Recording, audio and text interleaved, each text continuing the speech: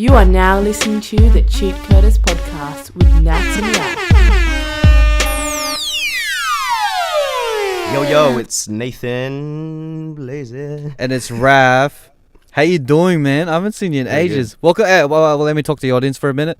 Yeah. Welcome to another episode of the Cheatcoders. Coders. And it's been about 2 weeks since we've talked, me and Nats. Yep. So we're just gonna catch up, and then we got a lot to put on the table. Exactly. Right? Yeah. 2 weeks. You know what? That last episode was actually really refreshing to re-listen, because I feel like because we're consistently doing this every week, you know, it's just go kind of thing. But that 2 week break, and then listening to that one, kind of reevaluate how far we've come in that sense. And obviously that was a lost episode for a reason, because if people don't know, we scrapped that episode originally because we didn't have enough energy at the time. We did that like at 2 a.m. at your place, and I was still in Sydney.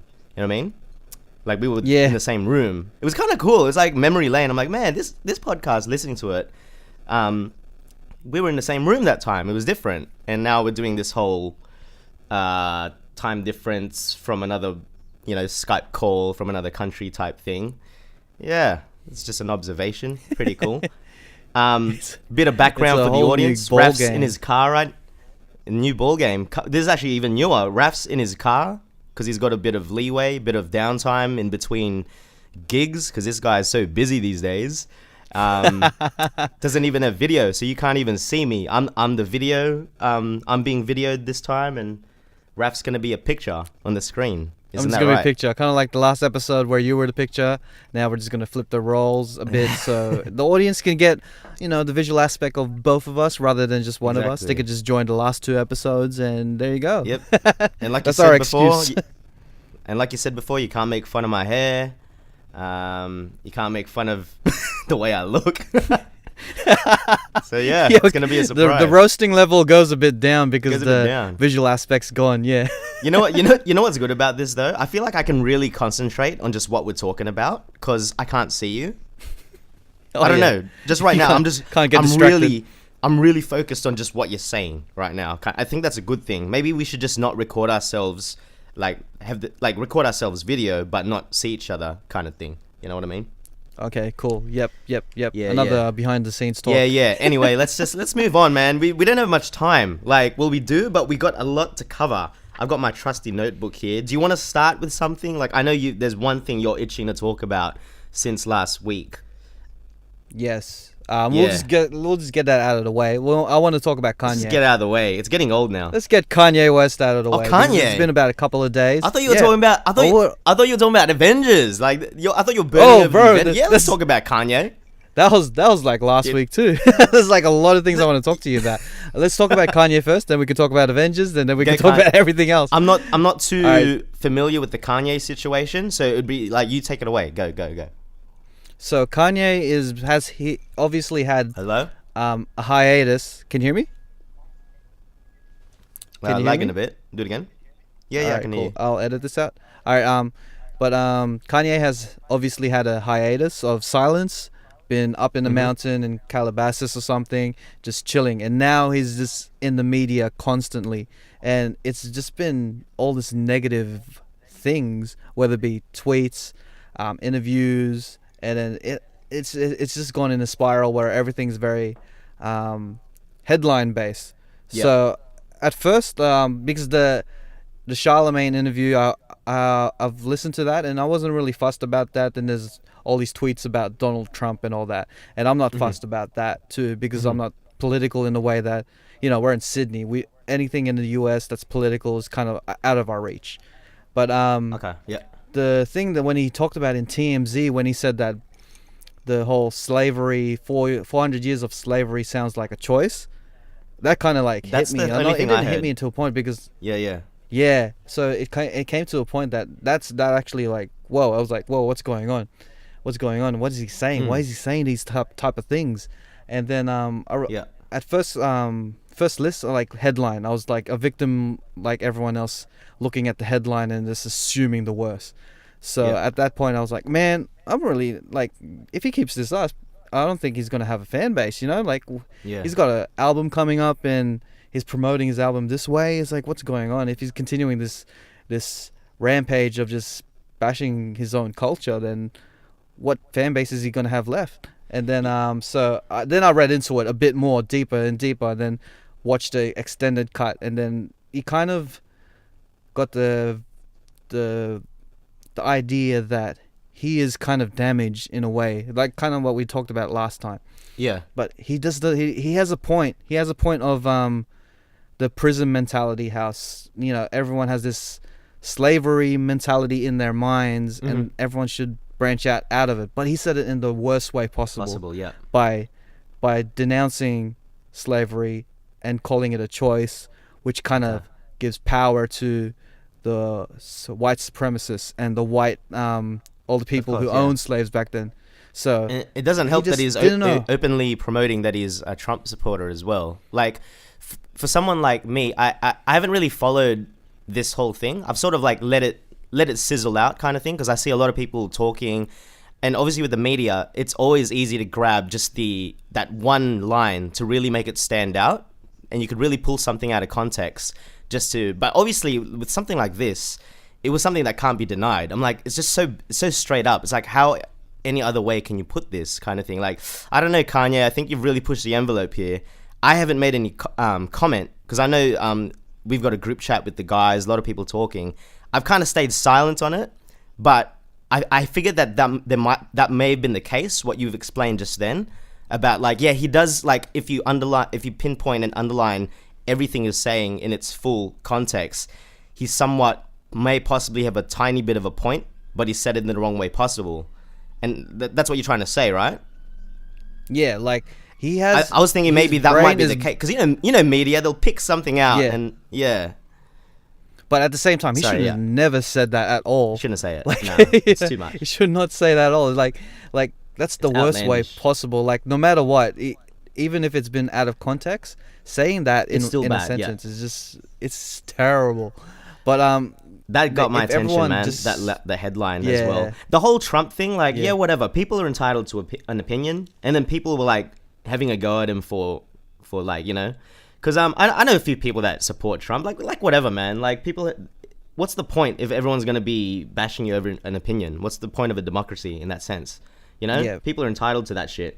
But definitely that point he made, I was like, I don't know, Kanye. Like, I don't know what kind of point you're making. I haven't really read into it much, but it's wrong at the end, eh? It's just not. It sucks because he said that at the start of his point. Like, it like, some people. He's attention grabbing, that's for sure. Yeah, he said that the first thing he said, that was one of the first things he said on that interview, the TMZ interview, that it looks like a choice. And then after that he explained it, which kind of makes it look like he's backtracking. Maybe he meant it at the start and then he's backtracking from that point, but it's a bit more confusing that way. But then you think that's also classic Kanye. Like, he's not really, this is still bad. I'm not defending him, like, when I'm saying this, but like, that's Kanye, man. That's the shit he does. You know what I mean? Like, he wants this. He's like an attention-seeking. He's controversial in everything he does. Yeah. And like a lot of things he's done in the past, I still don't agree with. Like, it's fizzled out a bit after years. He's made a few great albums to make up for it. Like the whole Taylor Swift mic grabbing thing. At that time, that was already a like, we're done with Kanye moment. I don't know if he can recover from this one, though. I mean, like, you know what I mean? Like, you're exactly right. This is his people that he's talking about, too. You know what I mean? And it's a very sensitive topic. This isn't just grabbing a mic off a chick. For, you know, like, I don't know. I don't know, man. We can only see... ball game, man. Yeah, but the thing is, like, I'm going back to that time when he did the mic grab snatch, and I was like, nah, he's not going to be able to recover from this. And he recovered. So I'm just very interested to see how this is going to unfold. I'm on the fence with it. I'm like, I don't know. I get it. Like, he's an idiot. Like, he always is. Like, he just does stupid shit. He actually irritates me, eh? Like, he really irritates me as a person. Sometimes I'm like, I don't get this guy, man. He's so stupid. But, like, he makes such good music. So that's, like, that doesn't make up for it. But, like, he's done it before. I'm like, he's like, you are messed up with that Taylor Swift thing. Here we go. Dark Twisted Fantasy. I'm like, oh, my God, that's a great album. I'm Team Kanye. That's why this is big news. As in, like, it's big news, not the fact that he's saying all this outlandish shit. It's because he has this following because of his music. If he didn't have any good music, like he'd just be some crazy person that we could just automatically like hate. an idiot. You know, He's game an over. idiot. Yeah. But He's gonna have to I'm make worried an about. incredibly exceptional album. But yeah, you've got a fair point, Yeah. man. Like I don't know if this is like once again we could be talking about this in a year's time or whatever, how many years time if this podcast is still going, and it'll be like a recap, revisit kind of thing. Yeah. But I'm kind of worried about his mental health, as in like in the point that because he is so attention grabbing because he cares what everyone around him thinks and his image, like everything in the public eye that is, you know, that his image in the public eye is what he cares about the most. Like he, in that same interview, he was telling TMZ that I got liposuction because of you guys. I don't want you guys to call me fat. When he did the Taylor Swift thing, he's definitely he went out. him, Yeah, he went out and like on a depression type of thing after the Taylor Swift event because everyone was scrutinizing him, and then even the part where recently when he just got a mental breakdown after all this stuff, all these stuff he's doing, and everyone's scrutinizing him about it. But this is different because this is the people that he's been trying to empower. Like he went in front of everyone saying that George Bush doesn't care about black people. He is on that line where this is his people. He's calling it his people. This is the reason why I'm doing this thing. I want to empower people like me and stuff. But if those people turn their back on him, how much of a toll it's going to take is, you know, it's going to be unbearable. Like I'm worried about his mental health. Hopefully he doesn't go down the route of, you know, trying to kill himself. I'm hoping he's not going down that route because I'm a huge fan of his music, and dude's is no matter how annoying he can get and how much of a shock master he is a one of a kind person of this time. I'm gonna have to say that. Yeah. But he's like, a true artist, it's he is. He's unique. Like, he's a true artist. Legendary status. He's God status, man. Hey, Raf, do you have more to say about Kanye? This is like a perfect segue opportunity, actually, for another topic I wanted to go on about. Sort of relates. We can still talk about him. Did you have any more points about Kanye? No. That's it. That's all the points I wanted to let out. Yeah. Hey, no, just back on the whole mental health thing. This is actually really. This is almost a mirror. Parallel. You know how I was going on about the whole Royce the 5'9" album coming out? Like I was tweeting about it, I've been Instagramming about it. So excited because I was a massive Royce fan back then. And I was predominantly excited about it because of a new Eminem verse. And you know what I was telling you? I was like, I'm telling you, Raf, I think Eminem's coming back. I think this is a proper revival. He did good in that Chloroseptic remix. You know, his voice isn't annoying. He's like, his voice is back to normal again, somewhat. Like, not too recovery Eminem where he's like just shouting kind of thing. Did you hear that song, the Caterpillar song by Royce and Eminem? Yes, I heard it actually today. I heard it today. It's not bad. All this, I heard Royce's album today, fresh. So all that Royce stuff is fresh on my mind. You listen to it? It's good, the whole album, it's really start good, to dude. finish. It's the whole album. It's is probably so one good. of it. At first listen, I'm thinking it's the best. Right now, it's on first place as best rap album of the year. Even just maybe just album. That's for me as well. That's what I'm thinking. Dude. I'm telling you, it's such a good album. I'm like, I had a quick listen like you as well. Naturally, I skipped straight to the Caterpillar song. I'll tell you now, Royce probably did better than M a bit, just because Eminem's just doing the full multi thing again with no depth to it. Like Royce, he kind of like lets the bars breathe. You know, he'll take a few breaks here, but the delivery is all on point. You know, and he's got some really cool punches and lyrics, while Eminem's just straight bar for bar, yada yada yada kind of thing. Yeah. And then but at the same time, this is his best kind of work this year, as in like his bar for bar type of thing. Two songs even though there's no depth, it's working. Whatever he's doing is working right now. It's Eminem. Yeah, he actually sounds like it's listenable. That's all that matters for me now. Yeah. He's listenable, because there's a lot of stuff Eminem I can't actually even listen to anymore. Like, it's cringy. Whereas this, I'm like, oh shit, he's going in, he's snapping kind of thing.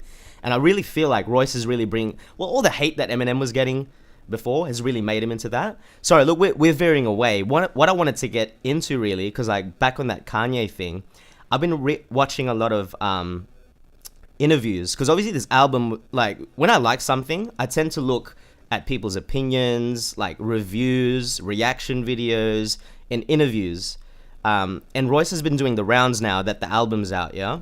I don't want to go too in-depth about the album. Just a great album if you've heard about it. Book Orion. It's amazing. It's just such a good put together. Like, I haven't heard an album in so long that I like it from start to finish kind of thing. You know, maybe Jay-Z 444 was the last one. Yeah. This is up there.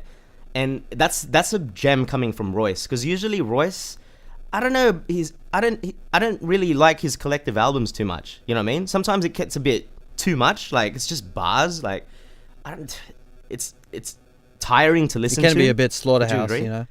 So with Royce, like Royce and Charlemagne had a mad interview, and then Royce is talking about because there's a song on that album called Cocaine, yeah, and he's talking about the cocaine abuse that his dad used to have, and like the song has the album has a lot of references to his dad, and it really paints him in a bad picture. Yep. All right, but the juxtaposition is he's actually what he's trying to say. He's trying to convey the message that his dad is his hero, and how much he respects him for like even being in this, like he's got the stigma of like a typical you know, like from a poor background type alcoholic abusive husband picture about him, you know, like used to beat up his wife and you know all that shit. And he's the way that Royce writes songs, it's so like descriptive and like storytelling is amazing kind of thing. You're just like, man, it's pretty like deep in that sense.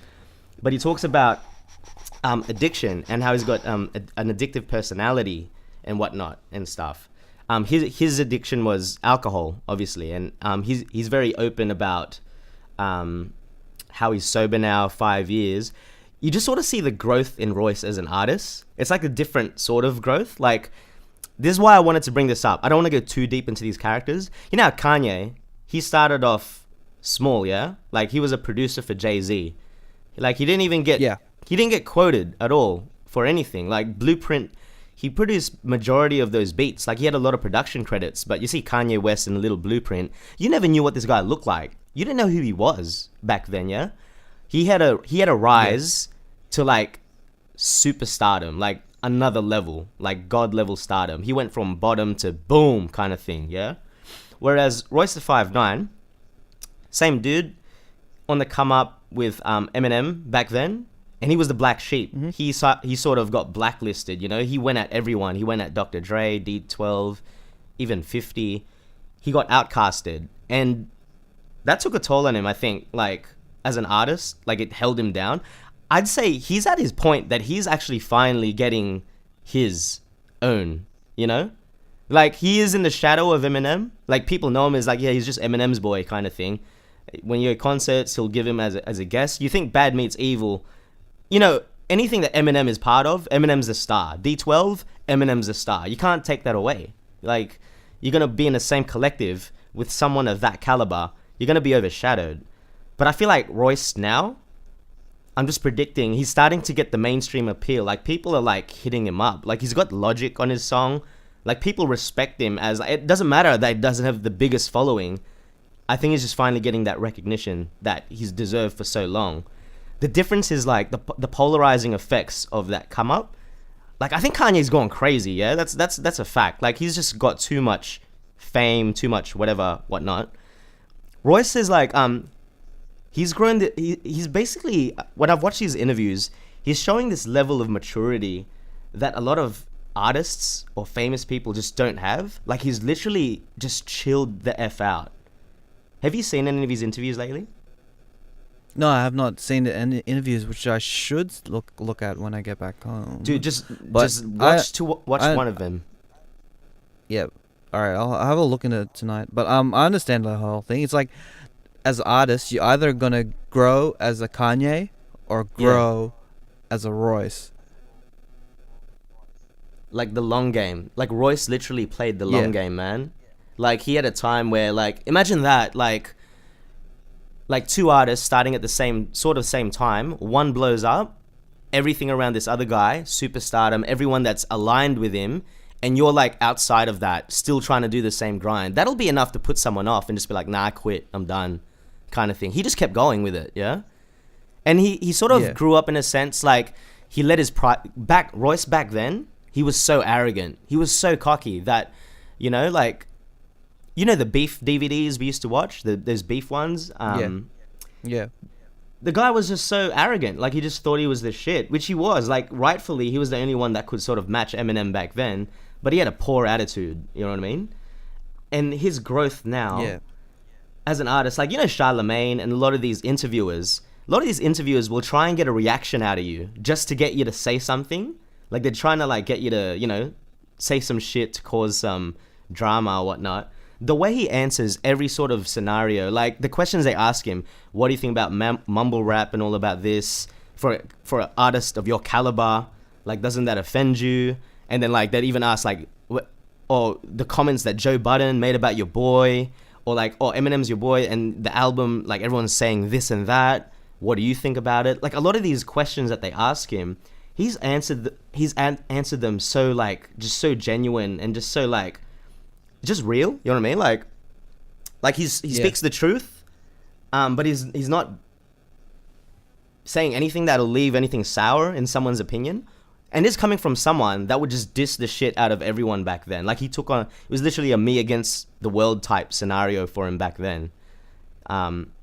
Before, I just think sorry, I went way off topic again. The reason why I'm getting at this, he touches on a lot, especially with Charlemagne.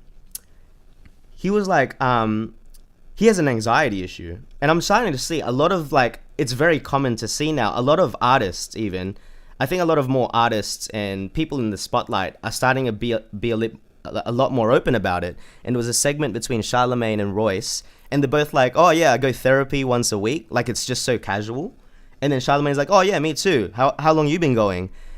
And then, it's just, you don't expect it from, just to be such a casual thing, because even Royce says, like, back then it was more like, you know, that's a kind of, there's a masculinity with guys. Like, you don't show emotion, there's no such thing, you just sort of get over it. And then he talks about it so much that he didn't realize how many issues he had until he started going to therapy, like finding someone to talk to and all that. And this is coming from one of the hardest dudes. Like, he's so gangster, you know what I mean? Like, the guy used to carry guns around because everyone wanted to kill him back then during beef era. You know what I mean? Yeah. I just thought, Man, I just like, it's man, crazy. this is amazing. It's crazy the parallels you've been saying about Kanye and Royce. It's kind of like they flipped. Like, he was, right now Kanye, like, it's back then Royce was trying to get respect off everyone, like, by just, you know, dissing the whole world, being like, it's me against the world. I'll take respect here and there. And then he grown into a mature person that everyone respects, in a sense. And then Kanye was well respected back then because of his beat making and the way he made his first 3 albums. Well respected. The craft. And then now he's coming to a point, Just he's his talent. exploding. Then he's trying to get more. He's trying to get respect from everyone, kind of like Royce did in the start of his career. It's kind of how, it's funny how they both flipped in their careers, even though they're in different stages right now of their careers. It's crazy. It's cool how you made those parallels. No, it was just a good observation. When I was looking at that, I was like, damn, man, that was, like, so cool. Like, I don't know, fame is a big thing, like, what it can do to you. And the way that Royce was talking about just what it meant for him, like, the things that he realized about himself, the reason why he's gone 5 years sober. Like, drinking was a real problem for him. Like, he thought that by drinking that made him a better artist, so he'd always be on alcohol, like, during recording sessions, and it's just, I don't know, I was just like, wow, that's so cool. Like, it's coming from someone like Royce, like a dude that doesn't seem to really show any emotion. This album's really, you know, shown a side of him that he'd never really exposed before, kind of thing. And I thought that was just great. Which in result causes them to make one of his best albums probably today. I'd say today, dude. Yeah, definitely. Like, it's a great album. And on that therapy tip that you were talking about, like, it's important, like, to actually speak to someone about your problems. Like, it doesn't have to be with a therapist or anything. It's just that you just need to let it out. Like, it's kind of like this podcast is our therapy. Yeah. You know, like, Exactly. and Yeah, how yeah. you need to let out your emotions and everything. Like, I see the importance of therapists and therapy. I'm not saying that you need to be mentally ill to go to therapy. It's Yeah. important to let it all out. All on the table, becoming or the else you're just norm, gonna eat more yourself like it. inside, and then in your mind you just be mentally eating away from everything. So yeah, I do understand that point. Like it should come to a point where people should try to seek out therapy, like someone to listen to and help you out to exercise your brain to a point that it's healthier, Yeah. rather than you just exploding and imploding, which is unhealthy. Yeah, yeah. It really helps you map things out because obviously, like, everyone is really in their own mind. Like, if you're not out, if you're not going to be constantly in communication with people. Like, there'll be downtime. Even like you're sitting on the train, there's always a thought process going on, kind of thing. You need an outlet for that because if you don't, it'll make you go crazy, kind of thing. Anyone, it doesn't even need to be mental illness. It looks like it's becoming more of the norm that people are starting to just, it's like just going to the Cairo or something. I'm just going to see my therapist. That stigma's slowly disappearing. I wouldn't say it's disappeared because some people still think it's weird, but it's becoming more accepted in that sense. And it's great to see that. And it's great to see that people like Royce the 5'9", Charlemagne the God, some dudes that you just would not expect. I was just so surprised to hear that segment. Like, that part of it really hit me. I was like, holy shit. I didn't realize how common this is. And of course, like other artists, I reckon all of them do it. They have to, at that caliber of fame and what they go through. It's just, there's not many talking about it. Obviously you have artists like Logic that openly, that's their subject matter that he raps about, kind of thing, which is also another amazing thing. Did you hear his remix on Caterpillar? Yes, I heard that one. Yes. You did? Can you hear me? Yeah, I did. Yeah. Dude, I reckon he killed it, man. I reckon his verse is better than Eminem's. Yeah. Yeah, dude, he just went. I've only heard it once. So I need to hear it again just to compare the two, because they're so far apart from the album. So once I reached Logic's part, I forgot about Eminem's verse because I need to hear it back to back to compare. Oh, it's great, man. He's so good. He goes. His flow's just like, it's just different. It's new age. It's new school, but he does it in his way, and it's just. He's a good rapper, man. Logic's good, man, at what he does. And I like his subject matter. I'll be honest, like, his stuff is very, sometimes a bit preachy. You know what I mean? But, like, it's got that mainstream appeal. That's what puts me off with Logic, the preachiness about it. It's a bit preachy, yeah. I appreciate that he's talking about mental health. I'd rather someone just to be, like, a bit more raw about it, I guess. And I don't know. I haven't really heard much. Maybe that's the approach I'm going to go for. We'll see. Oh, plug. But do you want to was there anything else you want to talk about besides in the Royce thing and the Kanye thing, or you want to wrap it up? That spectrum? Nah, that was it. Look, this is the marathon. This is the podcast marathon. Look. What about Avengers? So Marvel Avengers Infinity War, I think, is one of the best Marvel movies. I need to see it again just to make sure that it is on top, because I'm still thinking it might be the best. I need to make sure. It's up there. It's up there. What is your thoughts? Because I know you could be a bit on and off. So sporadic. Yeah, I'm sporadic when it comes to Marvel. Yeah. So it's interesting to hear what your thoughts on this. You like everything Marvel. All right. Once again, my expectation was not very high. Same as Black Panther. The same level of expectation. Like, I didn't know this was gonna come out. Well, I think you've talked about it a few times, but it wasn't in my mind like, oh, it's gonna come out, gotta watch it. I was kind of more on board of like, I gotta watch it because I know it's gonna be a topic that Raph's gonna want to talk about, so I might as well watch it. So I watched it.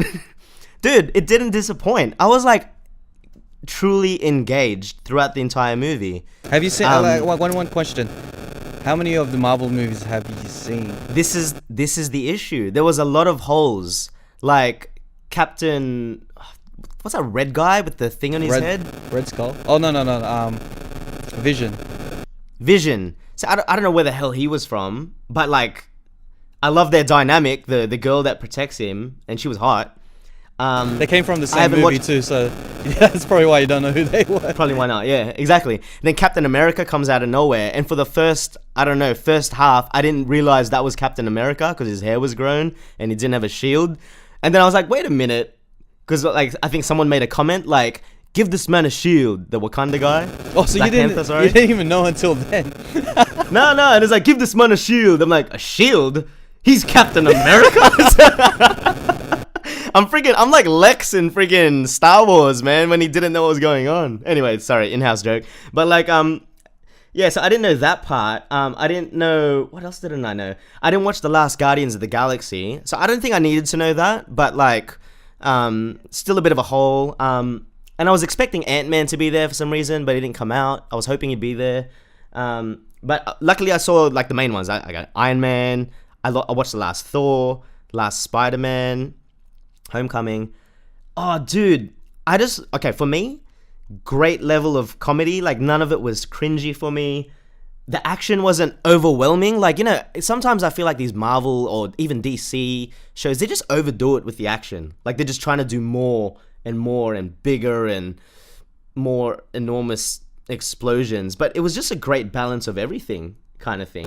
Yeah, It was just a very well balanced movie. get-go, And you get like a straight away, you get Hulk versus Thanos. Like, okay, spoilers alert for the next probably half an hour. I'm gonna spoil everything. It's too late. It's spoiling. It's too late. But It's from the getting get-go, we start. It's kind of like I think the way to watch it is watch Thor Ragnarok and then watch this movie because it starts where Straight where off it that, ends. is it? You know, straight after Thor Ragnarok. Makes It's like this is happening on Thor's ship with all the Asgardians, and they just get wiped the hell out.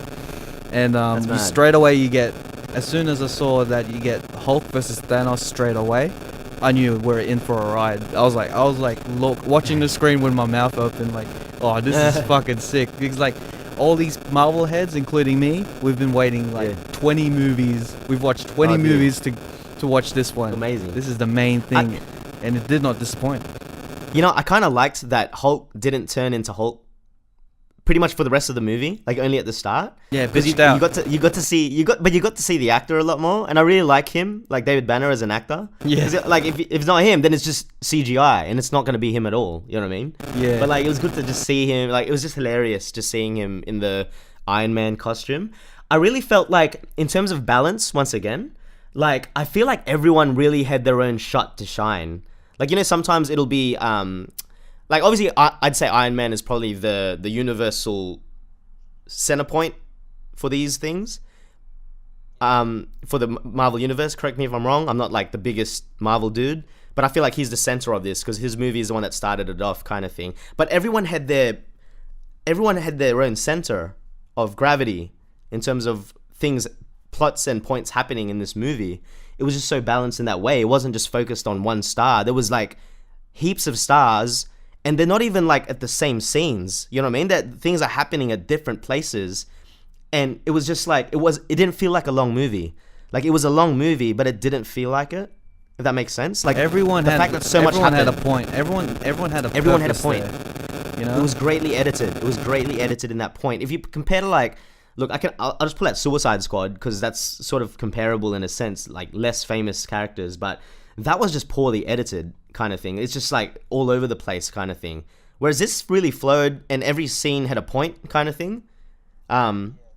So it didn't feel long. It was just it was a good movie. I'm a fan after that. The ending, once again, because that's the thing that everyone's talking about. Like, what the hell happened? Whoa.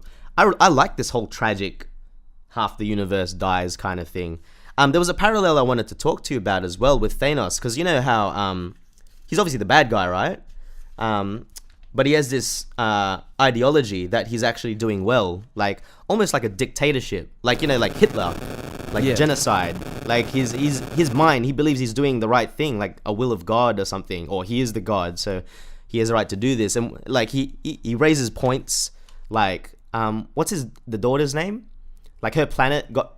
Yeah, like how when I didn't realize that part really hit me. Like, you know, when they met, he took her in and he's like, "Oh, don't look," and then like they'd start shooting the villagers or whatever. Yeah. I was like, "Oh man, that's dark. That's like I didn't expect this from Marvel kind of thing."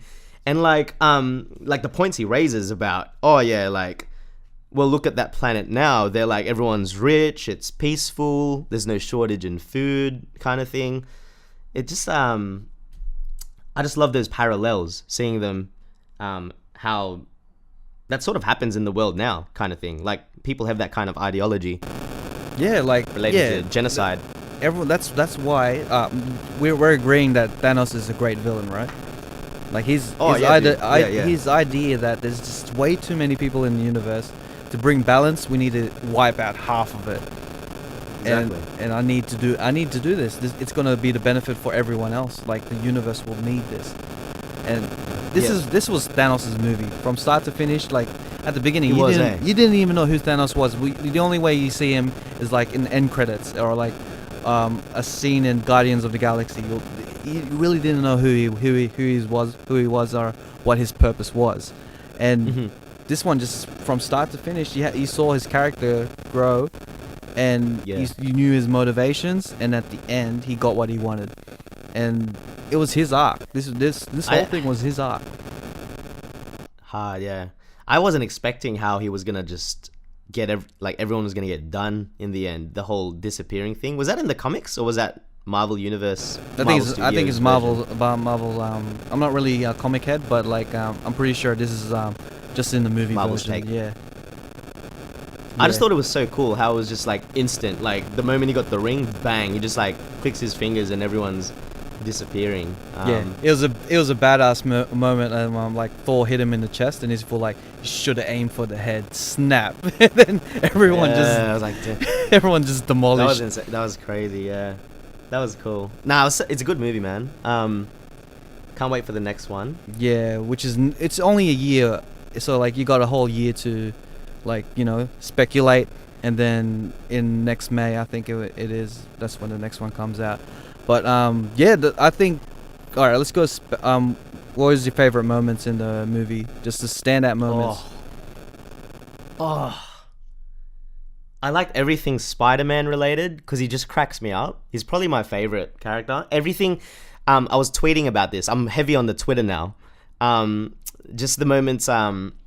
Anything related with Robert Downey Jr. and the Spider-Man kid. It's like he's his dad, literally. Iron Man is Spider-Man's dad. And it's just, I didn't realize that dynamic would work so well. And it kind of like that dynamic made Spider-Man's death scene a bit more like impactful. Yeah. Like Spider-Man. Yeah. When he was the only one in that, when he vanished, it was kind of like heartbreaking, because he's just a kid. He's just a kid. He knows he's gonna die, and he's just like, oh, I don't want to die. Can you help me out? And it's like, and Tony can't do anything about it. And this is like goes back to Tony's, because in the second Avengers, he had a premonition, because the witch, Scarlet Witch, gave him a premonition of the future, and he saw that everyone's dying around him. That's his premonition. So Tony has that engraved in his mind already. So he's already in his seen mind, it. kind of thing. It's like, it's gonna happen. That's why he created like all the. He went through a downward spiral from there, because he wanted to make sure not all his friends, make sure they don't die. So this is coming to life right now. Right in front of him is like probably his son figure, and he's just vanishing in front of him, and it adds more to it, because like if you've seen the second Avengers, they've built up so much. Like you can't. This is why Marvel's doing it so well. They've got like literally history, like timelines of things that go back years now from past movies that you can connect, and it'll make people want to go back just to piece things together as well. Like, it makes me curious. Like, I want to cover some of these puzzle pieces, because I watched that going like, what the hell is going on at some points, kind of thing. Yeah. And then the one thing, have you seen Captain America: First Avenger, the first Captain America movie? Yes. Yeah. Yes. The Red Skull one. Yeah. Yeah, Red Skull. Yeah. So you saw Red Skull. Yeah. You were like, hey, it's Red Skull. Like probably half the people in my cinema didn't know who Red Skull was, and and the other half was like, oh, it's Red Skull. And I was full cheering. I was like, whoa, this shit. He's like, I knew that he didn't die in the first Captain America movie, and I was just waiting for him to just pop up, and then they just waited till Infinity War, and now he popped up, which is good service, like for people who actually watched the Captain little America gems, Yeah, definitely. It's like little gems for people, especially for certain people who are different fans of different movies, because you got the real Marvel heads that like everything, but then you have some people that just like, I like the Iron Man movies, or I like the Thor movies, bit of everything for everyone kind of thing. And it's great to sort of put it all together, because now it just opens the gates. Like, oh, you know what? I kind of like that Vision guy, man. No, you know who I liked? Dude, you know who I freaking liked? Doctor Strange. What's his name? Dude, his gun, bro. I didn't realize how good he was. Bro, he's a wizard, bro. Who the hell is He's powerful as shit. He's like doing all this laser stuff. That's another standout moment for me. Like, I'm actually interested to see what his movies are now, just purely because of this. Yeah. And also like Vision's girlfriend. The first Doctor Strange standalone movie, it's about him learning all these powers, but this is full blown. I know everything Doctor Strange, so like this is new to nearly everyone, because like the next time they saw Doctor Strange was Thor Ragnarok, and that's when he was grasping on his powers, and then this is just full blown. He's just full blown Doctor Strange, like Super Saiyan 3 Doctor Strange. Yeah, nuts. dude, he's powerful, man. I didn't realize how strong he was, eh? Anyway, man. He's really good. I like the part where he saw a million versions of the war, and then Tony's like, there's only one way to win. Yeah, and then that's so cool. And then when they're about to die, Doctor Strange goes to Tony. All right, this is the end game. So he knew this was gonna happen. So everything's coming into plan for them to win. Now that Doctor Strange is not there, it's all up to the main people. Like it's the original Avengers left. Yeah. Which is kind of funny. Poetic how they did that. I kind of like how that's kind of poetic in a way, because I've read a few things about this. They're saying like, it's gonna take the original Avengers to save the new ones. And like they think that a lot of the main ones are gonna die in the second movie, and it's sort of like making way for the newer Avengers to grab the torch and go on from there. Because I don't think they're not gonna make like another Iron Man and a Thor. They've already had too many movies. I think that's what I think. I'm like, that's a great way to do it, man. And they've really aligned these new Avengers, like setting them up for the next to come. And like the way they talk about Marvel, like in a business sense, they look at it as really like it's a business in the end. Like when they think of a character, they're thinking the money in terms of prolonging longevity. So brains fried, but yeah, that kind of thing as well. Like it's just crazy how it works, you know. Yeah, like I'm like, as soon as they did the snap, like Thanos just snapped his fingers and half the universe got wiped out. Like all those people that died, I knew they were gonna come back. Like you have a feeling they're gonna come back. Oh, of course they're gonna come back. And then it's fun. It's great that they left the original 4 or the original 5 Avengers, and it comes to a point that cool.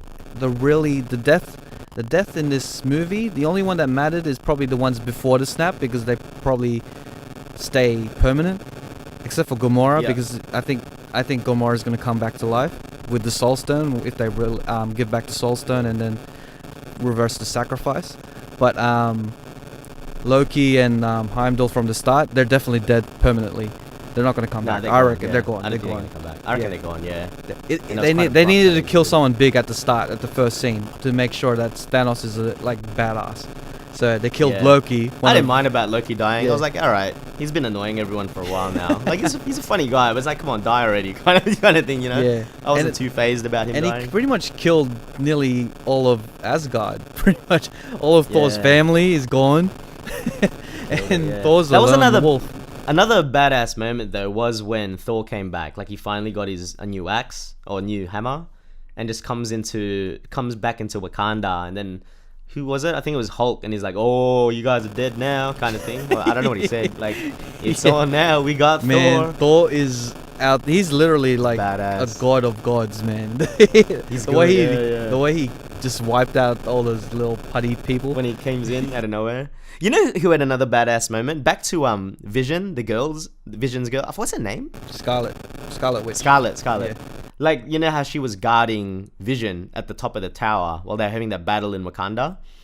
And then she only comes in at the end, and she does like one thing, and it just blows up 3... I don't know. She just does something really epic. And then the Wakanda girl's like, why why she been there the whole time? Like, kind of like, why weren't you here? We're like, we've been dying and you only come now. Like, I don't know exactly what she said, but like they had all these like they're coming to me now. But there's so many good little one-liners here and there, and I'm like, this movie is just really good. Like they've really hit the nail on it. You know, really good. Like this whole movie had a lot of death, but half of it's not going to matter because they're going to come back to life. But the next movie, whoever dies in that movie is going to that's going to be permanent, and it's going to matter.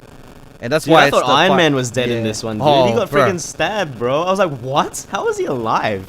Kind of thing. It's fun. Like when he got stabbed, Shivy was full like grabbing onto me because like she was like dreading. It's either Iron Man or Thor gonna die. She's dreading those moments. And then when that happened, they're like, teasing it. Next movie, guarantee movie. Iron Man or Thor, one of those. I reckon I bet it on Iron Man because that's gonna be real tragic. Yeah, I betting Iron Man's gonna die. It's obvious it's gonna be either Iron Man or Captain America or both, but I'm betting on Iron Man. Iron Man started it all, and he's gonna die, and because that'll be tragic. But it's tragedy is sometimes great for movies. And they need to keep Iron Man to lead on the next Avengers type of thing. I'm not Iron Man. I mean, Captain America. They need to lead Captain America. Yeah. But if they kill both of them off, that's a bold move.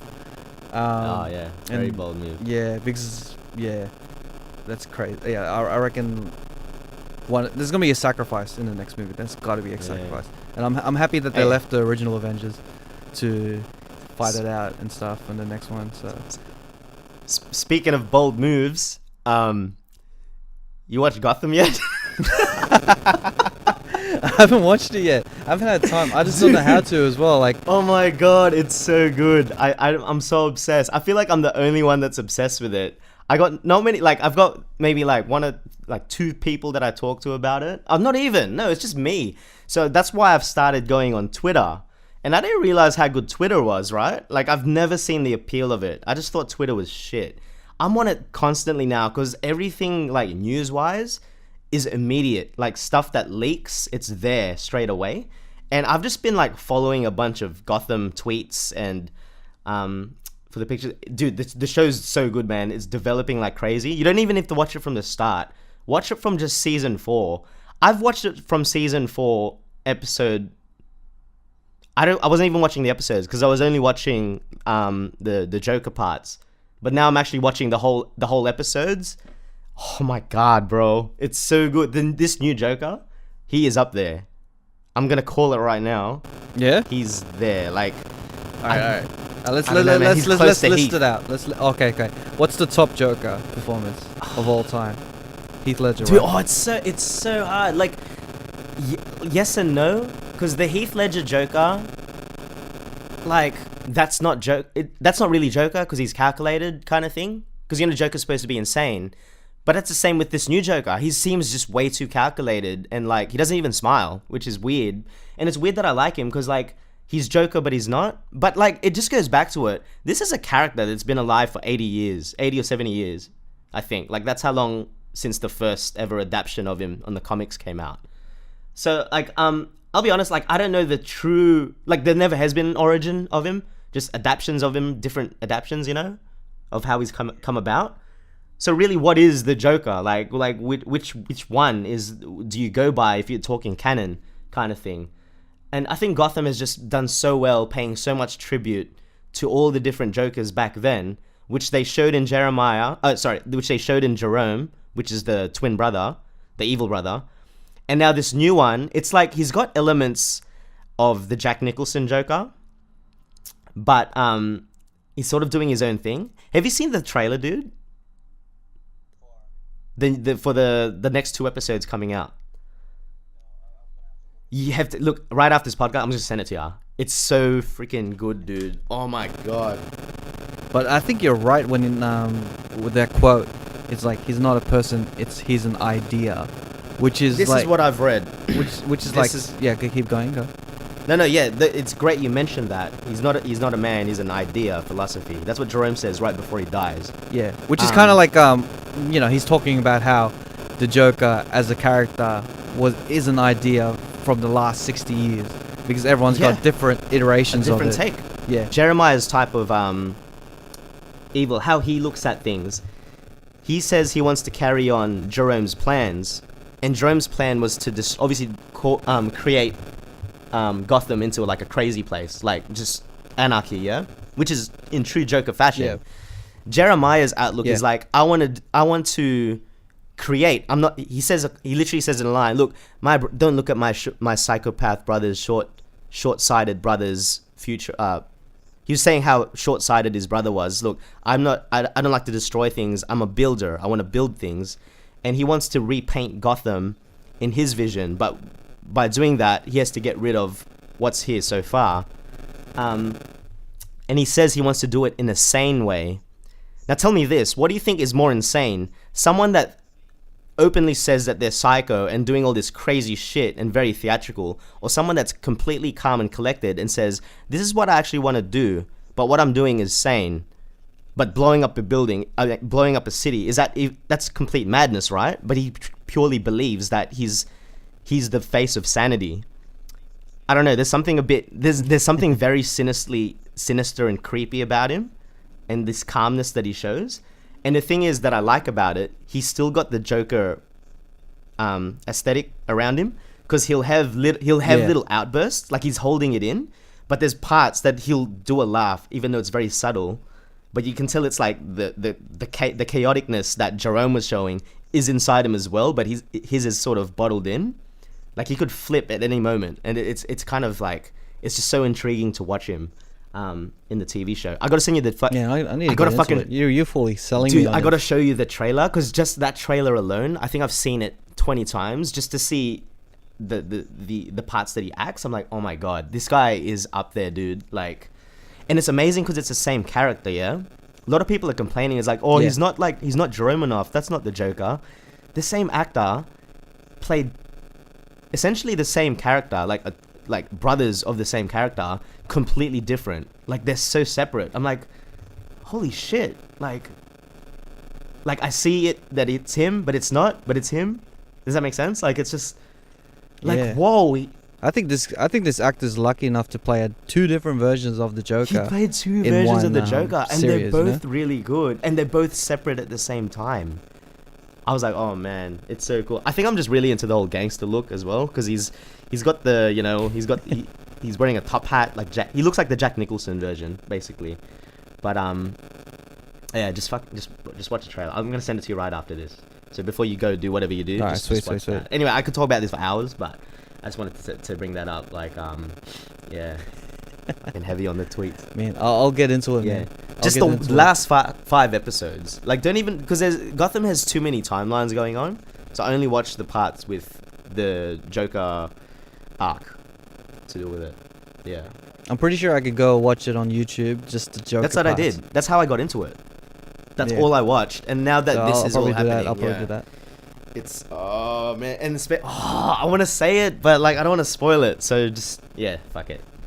Yeah, don't If we spoil both it, because watched I'm gonna actually look into it. Yeah. Then we can talk about it. All right, there we go. We can talk about it later. Now that I've sort of convinced my podcast partner here to watch Gotham with me, like he's convinced me to get into Marvel. Yeah, man. It's like DC and Marvel trying to Yeah, convince man. each other. We can be friends. Yeah. But I'm so happy that you enjoyed it. Oh, Avengers, yeah, because that is a really good movie. Yeah. Like I'm pretty sure it has its flaws, but I'm looking at it like, this is, compared to all the 20 movies I've watched Dude, it's good. in the past like It's 10 amazing. years, this is up there. It could be number one.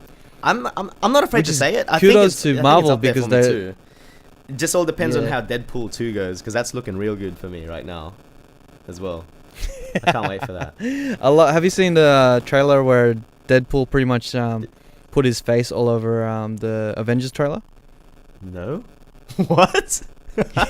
Look it up. Just look up Deadpool Avengers trailer. So This is being- it's pretty Such a much troll, I love it. the same Avengers trailer, but He's his just putting face is it- on it, and he's just speaking. Ryan Reynolds is just speaking as Such a troll. narrator I throughout love the that. whole That's thing. so good. So, Oh, how good is that? So Do you reckon should we'll be ever good. see him in an Avengers movie? That would be really cool. it can Yeah. happen. It just They're saving it, It's just the whole studio rights and Yeah. everything. and they could be saving Like, it. You know. Disney doesn't have the rights to Deadpool yet because Fox has it. Fox has the Yeah. rights to X-Men and Deadpool. And also And all that. Deadpool. Like, I don't know if that's a good look. Deadpool under Disney. I don't know, man. Yeah, that's the whole I think thing, that's because it, like eh? because Marvel Disney, the Disney Marvel, which is the Marvel universe, it's pretty much family It is, orientated, and Deadpool. Deadpool is not Nah, at dude. all.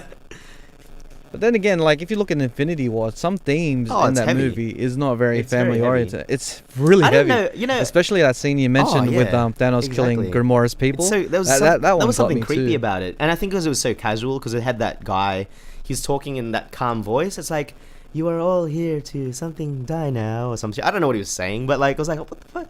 It just Yeah. looked like some straight up, Nazi camp type shit. I don't know. It's fucked up. Yeah. But We'll see. I'm hoping like Deadpool will interact with the Avengers type of thing, but I don't think it'll be the same Deadpool, hope so. especially if it's under Disney. yeah, you're right. I don't think didn't it can realize. work. I so, don't, I never knew Marvel was Disney. Like, I all the signs were there. Like, I went to Disney World and they were selling Marvel stuff, but it didn't click. Like, when I really thought about it, it's like, oh, it's under Disney, but they do a good way of sort of separating it in a sense, because when you put certain brands towards some things, it kind of just makes you go, oh, but Disney though, it might not be that good. Like, if I really thought about that in that sense, it may have put me off. But they've done a good. They don't put the Yeah. freaking Disney logo at the start of a Marvel movie, so that's one thing, I guess. Anyway, just a Yeah, thought. like Disney's killing it, man. They got Star Oh, Wars. They dude, got the whole Marvel Friggin' universe. Star Wars. I don't know if I'm like, I'm not G'ing myself up. I haven't watched many of the trailers for the new Han Solo movie, but I'll probably give that a go next week. I'll give that a go. Yeah. We'll talk about that later. I don't know if that'll be Yeah. good. I'll watch and I'll look into I'll it. just Like watch I it. don't even know when it's going to be released. It looks good I know visually. it's somewhere I don't know if May. I'm sold on the actor. Like, I've seen a few scenes of him, but I don't know, man. I guess we'll see. We'll see. It's Expectations are really low. for and this usually one. when my expectations are low, good things happen. So, yeah, that's good. Unless it's Black Panther. Black Panther just freaking Black Panther, man. What do you thought of Black Panther, the Wakanda whole Soon experience? as he came on, Infinity War. I said this to a few people. Soon as he came on to the movie, like, we saw, like, Wakanda. It shows you a scene of Wakanda with Wakanda on the bottom left, because it tells you where places are. I just rolled my eyes, man. I was like, oh, here we go. Oh, here we go again. Overhyped. Nah, I'll tell you now, it was good. I like seeing them, like, interacting with the rest of the Marvel people. I'll be honest with you, the actual Black Panther character, I just think he's boring, man. Like, he doesn't stand out. I reckon his sidekick, the girl, is even better, kind of thing. Yeah, that's Black Panther's main problem. He's just- The character itself is supposed to be like really smart and interesting, but instead he's just boring. This boring. Like, I still stoic don't know what type of, the hell does he do. What's his power? character. I don't even know what his power is. You know what I mean? Like, bloody hell. It's he drinks the grape juice. He starts Purple drank. flying around. Some of that purple drank though. I'm back, baby. Yeah, I don't know. I don't know, man. I'm not a fan. Like, whatever. Hate on me all you want, but I'm just being real. Black Panther. Whatevs. I was so happy seeing Nah, Wakanda like, getting pumped down. I was like, yeah, that's right. Take that. Nah, jokes. That's for making it. Just Turns for to making a ashes and boring movie. Anyway. But yeah, was there anything else you want to talk about?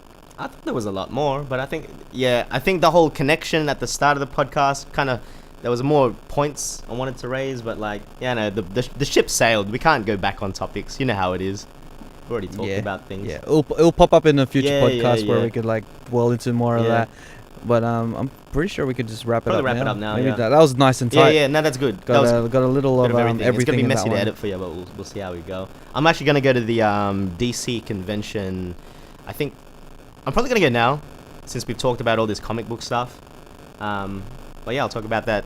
Yeah, it's all fresh Yeah, in I'll your talk head. about that shit next time. So, Keep you up to date. But I'll send you the. yeah, if you can vlog it, bro. I if you can. might do. I'm getting back on. If you're allowed Getting to. back on the vlog business. We're trying to. So we'll see. That's my free Nice. plug, since part of this podcast too. I got a vlog, and I got a Twitter. All right. All right, man. I'll let you go because I got stuff to do. As well. Tell everyone on your Twitter. Oh yeah, it's just Follow you because no, you haven't said anyone. You haven't told anyone your Twitter. Not like anyone follows me, but it's Nats Blazing, like all my other accounts.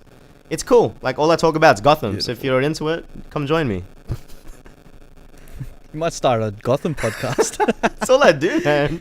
All I do is freaking Gotham on Twitter, and it's actually you know what? If there's one last thing I want to talk about, there's something good about being on a social media platform that you don't know anyone. Oh yeah. It's just something refreshing about it. Like it doesn't feel so bad when you drop something and it doesn't get the attention. But when it does, it's just like it's like starting new again with something. You know when like whenever you get a social media account back in the day, like when social media platforms started coming out, like when you first got Instagram, when you first got Facebook, ooh, friend requests, ooh, message. Like it was just so constant and big back then kind of thing. Yeah, now there's like more like this kind of takes the pressure off. You don't really know. I don't know anyone, and it's great. And It's like a whole new audience kind of thing, and I'm talking about things I actually like. Like I feel a bit weird. Like I'll drop like a story on my Instagram about Gotham, and I'll be like, yeah, I don't think anyone cares. So why am I even dropping it? But I want to. I want an outlet where I can drop stuff I like, and then people appreciate it at the same time. So yeah, man, and you have that right to drop stuff that you like. Like, what's the point of having a social account, media account if you can't talk about things you like? Like, what's the point of this podcast if you can't talk about what you're thinking? You know, Exactly. That's it. It goes hand in hand. That's why it's kind of good. It's good finding like each social media account has its own purpose kind of thing. So I'm kind of picky and choosy. I'm not just trying to flood the same content on all platforms because then that just looks like spam. Like I'm starting to learn trying to learn each account's purpose in that sense as well. But that's a whole other topic, eh? I don't want to talk, man. We're going to be here another hour. I think we should just... Sorry, yeah. You shouldn't have asked that. Plug your Twitter. Let's cut it there. All right, let's cut it there. All right. All right, sweet. So everyone will catch you guys next week. You can follow us at the Cheatcoders, whether it be on Facebook, Instagram, YouTube. You can find us on Apple Podcasts, Stitcher, anywhere that you can find your podcast. We'll be there. And yeah, man, just check us out. Tell other people about us. Like, the more people that listens to us, the better, because then we'll just keep going. Exactly. And even if you don't, we're gonna keep going. Yeah, even if we have like 2 people listening, keep going, because like I really appreciate the core fans as well. Okay, we good. All right, let's cut it there. Right there, man. No worries, we all good. Right, peace out. Cut it there. Yeah. Peace out.